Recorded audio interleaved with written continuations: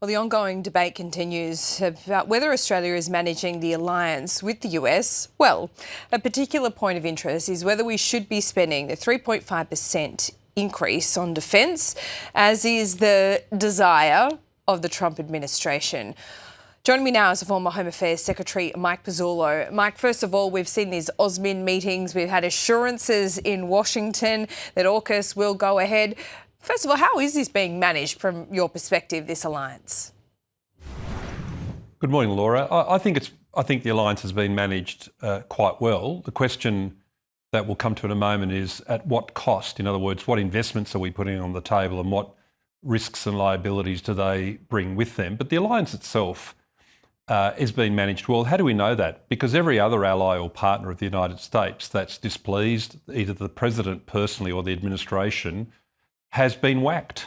I mean, whether it's in the Oval Office with, by being directly berated or through some other means, which allies and partners are held in disfavour by this administration. We're clearly not. It's not as though either the president, when he hosted the Prime Minister in the Cabinet Room, or the Secretaries of War and State who hosted our ministers earlier this week, it's not as though they're going to be shrinking violets and not say what's on their mind. And they're very positive. Why are they positive, Laura? Because of the investments that we're making. But the investments that we're making are different from the sort of investments that they're seeking from NATO partners and from other partners such as Japan and Korea.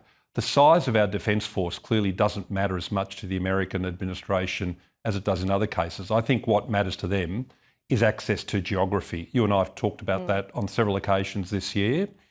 And we then need to think very deeply about the risks and the liabilities that creates. I'm a supporter of providing that geographical access. Other prominent experts and other prominent people such as Mr. Keating are not. I get that. I understand why they would be opposed to it. But I just don't think we're having that deep discussion that you and I have on occasions talked about through this year, where we need to get in front of the Australian people what this trade-off actually entails. It's not defence spending, it's access to territory. And that is a revolution in Australian strategic policy. A revolution how? Well, typically in the past, and you think of Pine Gap, you think of Northwest Cape, you think of some other sensor and communications capabilities that have, since the 1960s, been gradually brought into Australia. They are a very different, as we've discussed in the past, very different thing from direct combat facilities, airfields, ports, warehouses, bunkers, munitions and refuelling depots. Those latter items are more like what we did in 1942 to support General MacArthur. All of those things that I've just mentioned are more directly relevant to having combat forces that either stage through Australia or are positioned in Australia to get into a Pacific war.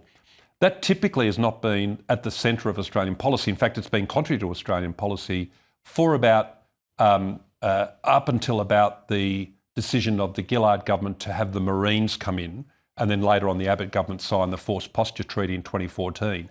That has revolutionised, I think, since 2014 and the signing of that treaty, how the two alliance partners view each other's role. Yes, the Americans would like a bigger ADF. I don't think there's any question about that. And yes, if we were spending 3.5%, I think they'd be delighted. But what is more important, I think, is access to things like Sterling for the Virginia-class American submarines that are coming in 27, the bomber facilities that are going into the Northern Territory, and other combat support facilities. I think that's revolutionary. Okay, so the alliance has been handled well. You still see Trump pursuing this America First policy. China is not front of mind at the moment because Ukraine is. Then you have, just in the last couple of months, this conflict escalating more and more with Venezuela. But at some point, Trump is going to turn his attention to China, but it's more on an economic level at the moment, isn't it, with the fight over chips and the AI race? I think that's right. Last week, during the course of the week, they released their national security strategy, quite an important document. It was a very different document. It had some language in there that you don't typically see in a strategy document. Things like Europe has been overwhelmed by immigrants and Europe is at risk of civilization erasure, which is not a term that you'd normally see in a strategy. But if you set that aside, the fundamentals clearly are, frankly, no different from what a number of presidents have been saying since the end of the Cold War. We need to focus on America first. No American president would say otherwise. We're not, though, going to carry the expense and the liability of holding up the global order if others are not willing to play their role. There's a phrase in there in the document about not holding up the world order like Atlas holding up the earth, which I thought was an interesting and telling phrase. There is a focus on Europe doing more to confront and to contain Russian aggression, which you and I have spoken about throughout the year, which is about Europe taking advantage of the fact that it's 10 times the size of Russia economically. They should really have a fearsome military that would deter all but the most aggressive Russian actions. And then if you need nuclear weapons, France and the UK have got nuclear weapons to act as a strategic deterrent. The reference to China is really interesting, but before I quickly mention that, there is a greater emphasis on the Western Hemisphere.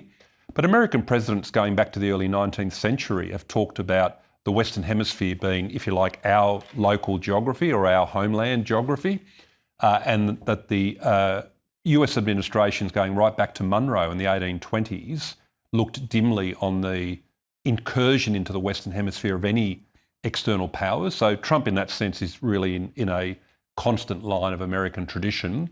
And on China, it's very clear. It says, yes, we're going to compete. We're going to compete economically. We want to avoid conflict. And one of the ways in which we're going to avoid conflict is by achieving what the document refers to as military overmatch with allies and partners in the Pacific. Trump talks a lot about America first, indeed that document that you just cited there as well. But really, in the last, well, in this second term, he really has been kind of returning to the kind of the watchdog for the world, though, hasn't he? He spent a lot of his time trying to solve global conflicts. Well, indeed, and as we've discussed with a number of the different peace initiatives that he's pursued, it's really an unusual approach for someone who campaigns on America first and non-intervention to also make part of his brand intervention to achieve these peace deals, whether it's India and Pakistan or Thailand and Cambodia and so on and so forth. However, think about how that intervention's been achieved.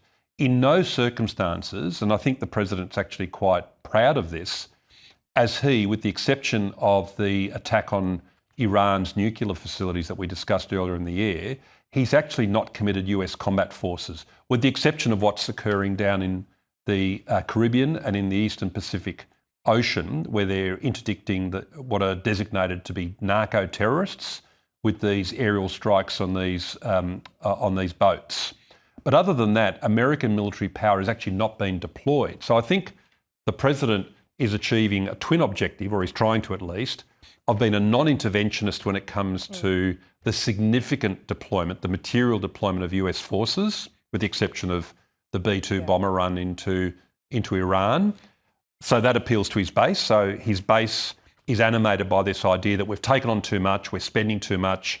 Why are we in other people's wars? I think he's done a very good job actually of restraining the use of American power, certainly compared to some of his immediate predecessors since the end of the Cold War. But on the other hand, he has been an interventionist president, as you've suggested in your question, by pursuing these peace initiatives, principally in Gaza and obviously now exerting as much pressure as he can. Typically, it would seem more on Zelensky than on Putin to get a deal done over Ukraine. It's a mixed picture, and it's not clearly able to be explained as, is he an interventionist or is he a non-interventionist? He's both, but he's an interventionist in different kinds of ways. Yeah, and it comes down to the dollars as well. He's putting pressure on Europe in particular to spend more. Mike, it is always good to talk to you, especially today. We'll see you soon.